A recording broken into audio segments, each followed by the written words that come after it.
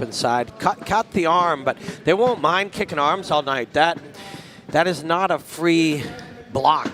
Yeah, arms hurt bad too when they get kicked. It stings, and then it's a knock-on effect. Yeah. Excuse the pun. Yeah. LaRossi does exactly what you wanted to do there when a guy is swarming you, is get underneath. Now, Van Eersel is trying to climb up and start to look for a choke. There's also, when you have both arms the way he does, sometimes you can armbar either one or both.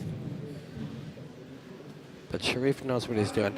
Again, I think it's really cool that Stefan can move to the cage. There's, you know, in overly corporate shows, they might not allow that. But that illusion of unbiasedness is just an illusion. That is a lie. We're all human. We all have some amount of bias. So why not just accept it and be honest with it? Well, that's some good work there by Eersel. Yeah, so what Sharif extracted both arms in that process. And when two arms are out, you can pass quite easily the way he has. He's going to try to mount here. That was, he got a little too excited, you know, wanted to take a step too far, and he's back into a butterfly guard.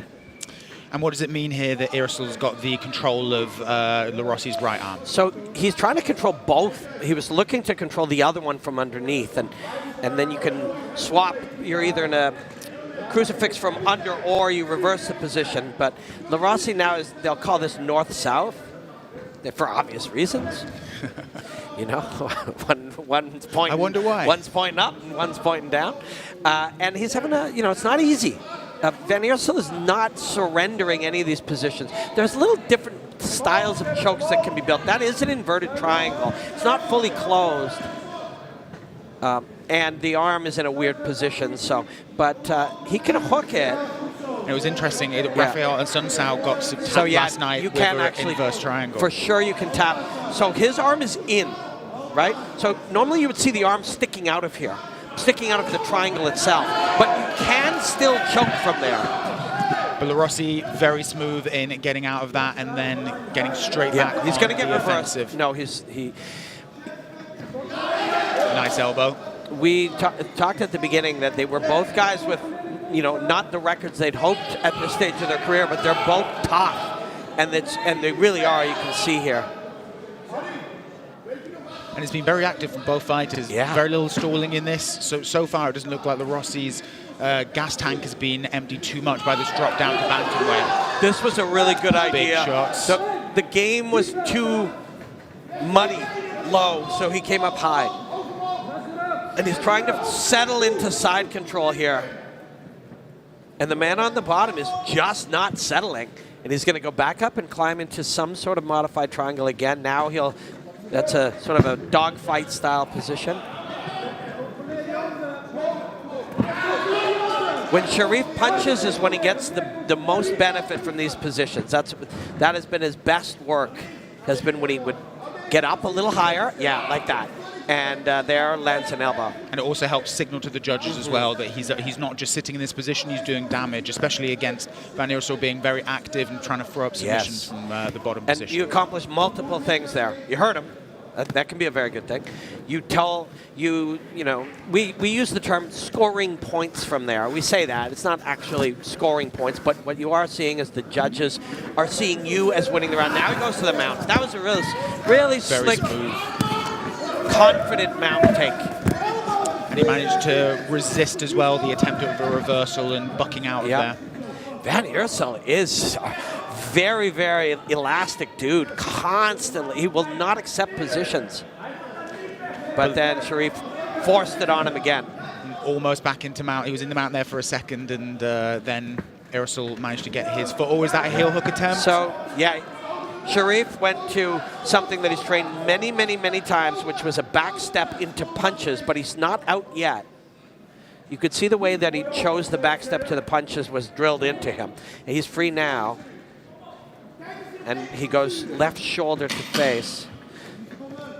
And it looks like Eersel's had a cut opened up over his left eyebrow. And he steps into side again. So that'll be a very clean round for Sharif. The end of the first round. Yeah, not an easy round. No. Not hard work. But he's going to really like that. He's going to feel confident about that. He won the round. He never, you know, he took everything, all the resistance that was offered, and he kept pushing through it. And yeah, he'll be very happy with that. But Van Eersel should be pretty proud of that round too, man. He refused to accept anything. It's a tough one for both guys. And here was the takedown that basically dominated the entire first round. So you would normally see the right arm sticking out of that triangle. Instead, it's squashed across. But all that has to matter is your own shoulder chokes you, and you can be choked from that position. But he backstepped and circle stepped a lot throughout this. Two very good young fighters. And Van Eersel coming out now in this second round, he's got to look to not be taken down again so easily, Robin. Yeah, you know, you got to pick where it's going to be. If you're Van Eersel, one option is take Sharif down, take him down and get on top, elbow him in the face a little bit, because Sharif wants to kick his leg there and punch his face, and kick his left kick to the rib cage. Almost saw one. So in our second of 3 rounds, 5 minutes each. Van Eersel is in the black trunks. Sharif LaRossi is in the all orange. Sharif's flowing really nicely. That what I talked with Stefan about a little bit. I know from experience. I was the obsessive, hard-working guy in the gym that everyone cheered for, and your teammates wanted you to do well. And through my first 3-4 fights, I just fought them. Like I just, you know, You put too high expectations on yourself and you want too much out of yourself. And I think that was probably the case for Sharif through his first few. It just means so much to him. And that was a nice little sequence there from LaRossi, a few leg kicks, setting up the takedown, and now he is back on the bottom. But it looks like Van Eersel is hunting for submission here. Yeah, and there is something there now, actually. There's an armbar, full armbar extended. He's not going to give it up. He's going to keep going, and he may get out now. That, again, you know, when you are stressed from now we're going to have, it's a cool, weird little fight. Eersel's trying to take the back now, and now there's a Kimura he can do. Sharif is sitting into the Kimura, but he might get reversed. Nope, he's out. It's a great fight. Van Eersel has had some moments here in round 2, but, you know, you can tap to that arm bar. There's no shame in it. Your arms, earlier, a minute ago, his arm was hyperextended. And when you're feeling the pressure, sometimes that pressure, suddenly you tap and you can't believe you did it because you could have fought through it and you don't know why you didn't. And that didn't happen here. Sharif is fully in the fight. This is a triangle. This is the inverse triangle. Yeah. So this is a triangle. The shoulder isn't being squashed. So again, he doesn't have to tap here. The triangle is completed with Sharif's right shoulder, and his right shoulder is not cutting off the blood flow on the right side of his neck yet. And no, there was a re-grip. No, he's out. And straight into side control. Trying to get mount. The mount might be there now. It is. There it is, very smooth transition. Yes. And now we'll see what LaRossi can do from this position. Some big shots coming in there. Yeah, and he's going to keep this mount for a bit, I think. That arm was offered to him, and he didn't take it. Instead, he rides the wrist. And now his right arm is under the chin. We'll see if he can get the tap here. This looks like it might be in. So today, people just attack the chin. They just attack, and he got underneath it lower. This can't be too long. He might have this. He'll punch. No, he's got. Wait.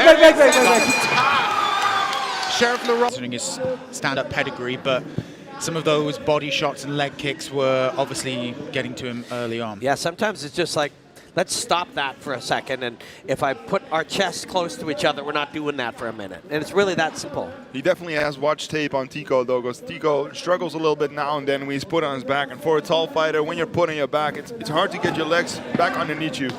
Tico spun. And then Tuku Dagba almost gave him a little trip on the end of it.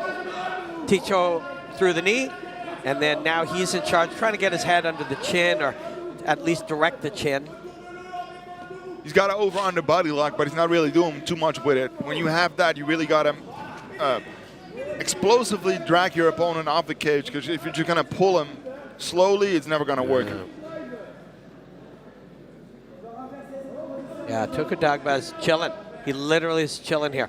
And he's trying to decide what the next movement will be. Nice knee. Yeah, while he's busy deciding, he takes a knee. And then there's a few little trips that he's attempting here, Tuukka Dagba. Tall man trips. Yeah, yeah. It's different when you're fighting another tall man. Yeah, good point. Good point. The leverage game changes dramatically. I think both of them haven't really fought guys their own height as much. Yeah, it makes it interesting. Inside trip's a tough one against a guy of your height too. Yeah, when your opponent's got short legs, muscular legs, it's easier to grab a hold of them or all around it with your legs. But when the legs are so long, they go every single angle, and he's able to pull them out. Like they stork a little bit. Yep. You can also put that low back pressure when you're trying that hip. You can drop way down and just press the smaller guy and just squish him over. But when he's the same height, it doesn't quite work. Like he's looking for direction here. Talking to his corner there, Tico. Yep. I think he asked how much time we got left in the round.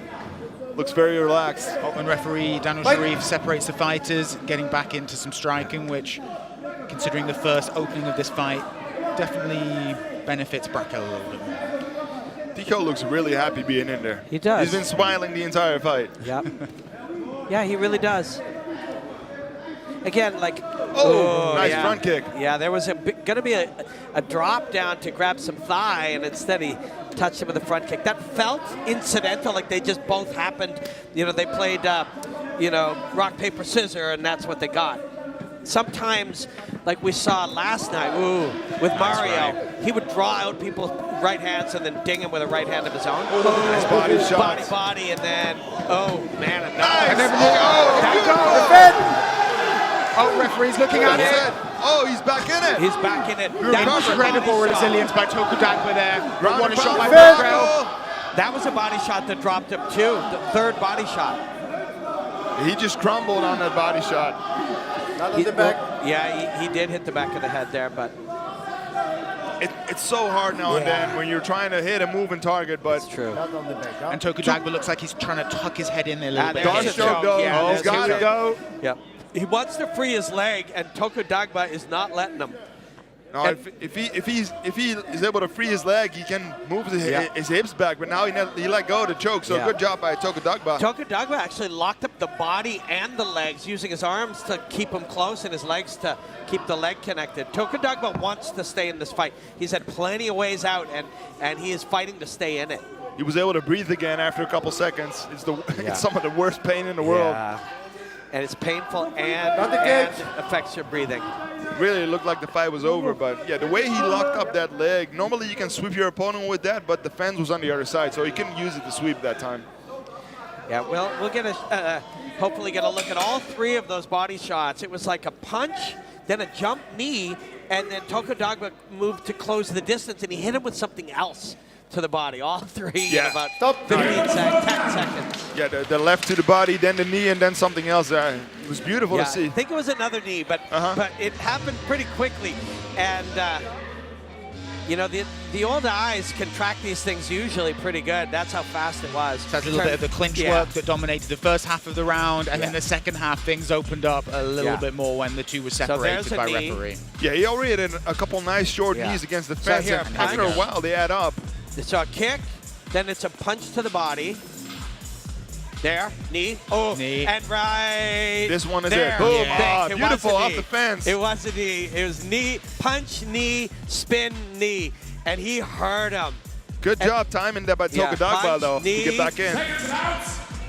Knee, it's right to the sternum. And what happens when that hits you is you hear this sound. It sounds like, and all the air comes out of your diaphragm. Fight. And it hurts, but it's also shutting you down. It doesn't shut you down because it hurts. It's like and my friend Joe Lozon used to say this, like a poison arrow. The arrow hurts, but it's the poison that kills you. Yep. So the knee hurts, but it's the things that the body secretes that shuts you down. It's pain and shutdown, not pain because of shutdown or shutdown because of pain. They're incidental. It may sound a little psycho, but I love to see when someone gets, gets hit in the body like that, and the body just gives out and they fall down. It's hard. It does sound a little psycho stuff. It does. But it's even more impressive when they manage to keep on standing up and going after that. Like, he's in great shape. Yeah, because you can't just will it, right? It's actual biological shutdown. You have to survive whatever happens long enough to get it back. If it would have happened in the third round when he would have been really tired, your body's screaming for oxygen, and then you cannot breathe for like 20 seconds, that could have been it. But he's in real good shape in the first round. So he probably only couldn't breathe for 10, 12 seconds, survived the barrage that came with it long enough to kind of get back in it. Great job.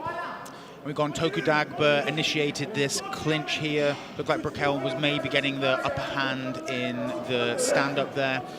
This is interesting. How is Brickell going to try and get out of this situation? Because obviously he wants... That's the second time that Ticho has spun, but Toku Dagba sort of kept the spin going, used the momentum, and almost took him down. Brickell does a good job with those spins, and he does a really good job staying relaxed up against the fence. And when you're tall, I know a thing or two about being tall. But nice knee. Yeah, the knees are the thing tonight for him. Yeah, he's doing good, man. Nice shots there, too. I like both guys, and I appreciate what they've both shown us, but Toku Dagba's guts, and it's not just toughness, like it's mental guts too, mental toughness. Because he's eaten a lot. And another big body shot there, and Toku Dagba looked a little bit fatigued and slow when he came in for that takedown. I would like to see Tico take, separate and, work from a distance a little more, because he's been doing really well from there, from further away. The knees, of course, we've seen a lot of, but he's landing punches. There we go. This could be it. This could be it. This has got to be it. He's got the choice to. But Toku Dagba, fantastic work there. The heart on this man. When he fell off that knee. He didn't, look for the ground. The knee shredded him to the ground, and he's right back in it. See if Brocco can posture up and throw some strikes like this. Beautiful. Use your one arm to posture, and then the other one to do damage. Obviously was listening to you, Stefan. Yeah, I mean, he's right in front of us. I think I know a thing or two about MMA, guys. Yes. You're 24 UFC fights. I'm going to probably say it almost every time I work with you, but you knocked out Stipe Miocic. Yeah. If he finishes John Jones, I'm willing to give him a rematch. Yeah. It's going to cost him a little bit, but I can do it. Yes, you can do it. Wouldn't that be the best if he were able to pull that off in the cage that night? Struve, I'm looking for you. You took everything I worked for. Yeah, well, a couple $1 million and we'll get you right back in there. I think so, yeah. I think that should work. Yeah. Well, you heard it here, Mr. White. Yeah. Don't call him Mr. White. All right, let's go back to the fight. Yeah, let's posture up and back to strikes, Tico. Not only do they deserve it, Ticho's, looked phenomenal. Just waves of offense, but Toku Dagba, man, wants to be in this fight. There's plenty of times that a lot of guys wouldn't still be here. The knees, the shots on top of him after the knees, the knee that dropped him in this sequence, he wants to be in here, and it's incredibly admirable and inspiring. He didn't want to stand up with Tico anymore, though, so he chose to be on his back. Also because Tico is sticking to him too much. I want to see him posture up, throw strikes, throw those elbows from when he's sitting up with those long arms. So when Ticho's got his head in the sternum, that's what Stefan's talking about. Not much he can do from there, but he feels safe. Yep. That's why he's going there. It feels safe. He doesn't feel like he can keep his thighs where he wants it to stop triangles and arm bars and stuff. And his own head is buried. Toku Dagba can elbow the top of the head, and that's one answer when a guy buries his head in your sternum to try to win the round. You can also use your hips to get them upright when you want to create space when you're on your back. Not a lot of people do that, but when you bridge, when he's in your guard, you explosively you can get him up and throw an elbow in his face. Yeah. Armbar attempt, but ended around. Yep. So what you're saying is if he doesn't want to posture up, you can force him to briefly and then slice him. Exactly. Yeah, smart. What Michael Bisping did with George St. Pierre. Yes. Yeah, I was there that night. When George got up, well, let's go back to this. So we're going to see some real good knees. Oh, God. That's similar to the one that dropped him earlier. When you're coming in, he's backing up, and he's nailing you with the knee. That one. There's one that drops him. and he falls hard, and it takes a lot to stay in it. And Toko Dagba has, I think we'll see it here. Yeah. I wonder if it's his body again. No, he got one to the temple, too. There. Oh, Nice. oh, God. And the guts for Toko Dagba Yeah. to stay in there. Again, we were all calling it, thinking it was over. Yep. 2 times knocked Yep. down like that, Yep. so... And Tito is celebrating, like, getting really into it, which is great. He's winning the fight, no question about it. But Nice. if Toko Dagba found a way, it wouldn't just be the finish that we'd be talking about. It's the survival that he had to do to get to that finish. You're still in the fight when you're still in the cage, you know? Beautiful uppercut there. Yeah. Gorgeous Very work. He looks, nice. he's looking so good tonight. Toko Dagba is ready to go, man. Yeah, he is. Yeah. If I was Tico, if I was his corner, I'd be screaming to keep his distance. Yeah. See if he could do damage on top, almost like a crucifix there. He's coming up beautiful on his though back, from Toko yeah. Dagba. Yep. Beautiful get Yep. up. Yep. It's from a dog fight Nice. position. Now he's going to get Lovely his work. turn. Yeah, that's a sequence from dogfight that guys use as sort of a sweep on their way up. Yep. It's a blue belt sequence, but it's a good one. It's a lifelong sequence you can use forever. The best version of that was Volkanovski against Ortega. When he had him in yeah. that mount guillotine, Yeah. then he used that to get back to his feet. It was beautiful. Yeah. One of the greatest moments in recent Yeah. years of MMA. Eddie Bravo built a whole sequence off of that position where you're sliding under the leg and try to crack his legs in half. And, you know, it's just such art, you know. It's very interesting though. After these dominant 2 rounds Yeah. for Bracco, now Toko Dagba is on top, and we get to see what he can do on top. And as I said earlier, Bracco struggles when he's on the bottom. And the referee is standing them up. No. I don't really understand this one. That's a shame. That's a shame. This guy worked so hard, and Daniel's a wonderful ref. He's the best ref in the region. But when a man has worked so hard to get to that position through 11 minutes, and that he was still kneeing the bicep, which is something. It's still hurting his man. Well, he worked so hard, and he took a ton of punishment in the first 2. So Yeah. the last thing he wants to do is get back up. Yeah. And Oh, what a 1-2! This could be it. this is it. Referee still is in looking it. close. Jumping fist into the guard. There we go. Heavy ground and pound from Bracco Bracco. is unloading. Well, Toko Dagba needs to show some defense soon. Sharifi's taking a good look. Toko Dagba, his body language said if he were to stop the fight, he would have accepted it at that point. He's really comfortable Yeah. on his back when he's hurt. That's his go-to when he's hurt. But Bracco seemed to fall into the guard a little bit there. Yeah, He's tired. He's wasting the moment. Yeah, he used a lot of energy trying to get that thing done.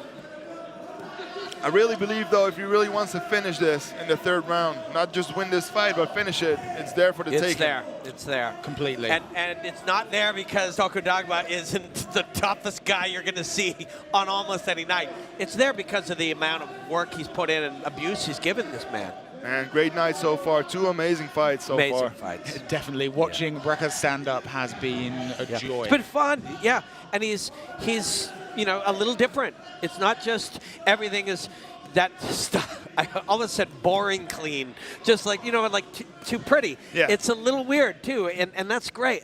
It's individual. This is an individual game of where you express yourself your own way. Punches and kicks are different from each person, and his are just a little wonky in a good way. But he is tired now too. He needs to really, you know, focus on in his training, in my opinion, when he's in this position, when he hurts someone and he gets in the guard, get up. Yeah. When you're that tall, you can sit up and you can connect from all the way up there and create so much force downwards. Toko Dagba still using whatever he's got. Great He was looking for the Kimura sweep. He was looking for the up and over. Like, you know, fundamental tools. He got a sweep earlier with a fundamental sequence. He's looking for it still. And he's almost been out of this fight many times. And he's still in there. Using the grapevines to try and set something up, but it's so hard with the long legs from Tigo to really do something with those grapevines. It's true. You need really long grapevines too to do something with the legs of Tico Bracco. Yeah, Tico goes over to half guard, and, you know, I don't know who will win this round, but Tico won the first 2. He'll win this because he dropped him with that sequence. Yeah. Yeah, that beautiful 1-2 and then the follow-up punches. If it wasn't for that, it would have been a close call, but definitely Tico's now. Yes. Again, you know, I don't like to criticize refs, especially great refs, or second-guess things. But when Toko Dagba was on top, after all that work to get there, you know, and to be stood up, that must have been heartbreaking. And yet, he's still in it, still looking for his moment. Oh, there we go. I thought something was going to happen after the bell there. Beautiful fight from both men, though. Yeah. Yeah, high octane, lots of back and forth action, some unbelievable heart shown by Toko Dagba. Yeah. And Brakel's stand-up, though, like you were saying, Robin, a little bit wonky, a little bit eccentric, but gorgeous to watch. And the angles he coming in on were, well, kept Toko Dagba on his toes. Yeah. You run out of, you know, adjectives to use, but like, look how he's punching from low down, you know, and he's elastic but long, so he looks different, and different's good. In fighting, different is hard. Body shots here, knees all the time. This was that sweep sequence. God, he worked so hard for so long to finally get his moment on top. Must be heartbreaking in that situation where you feel you have an opportunity to do some damage, but it's the way the sport goes. Yeah, it's true. And the touch there. Right here, when he's covered up and Ticho is celebrating, you could stop the fight if you chose. You know, right there too. Rolled over to one side, the body language is saying the arms are not covering. Like you could choose to stop it if you wanted to. And I credit that Daniel's talking to, and there, when he throws one back, you can no longer stop it. You gotta, and he's throwing hammer fists because he's so gutsy. You gotta let him fight because he wanted to still be in there. That was incredibly inspiring. It's exactly what the referee wants to see when he tells you to fight back. Well, let's go to the official announcement now. Well, ladies and gentlemen, after 3 rounds of 5 minutes, we've counted the points, and we have a winner. Well, the winner is the man in the red corner, Ticho Brakel!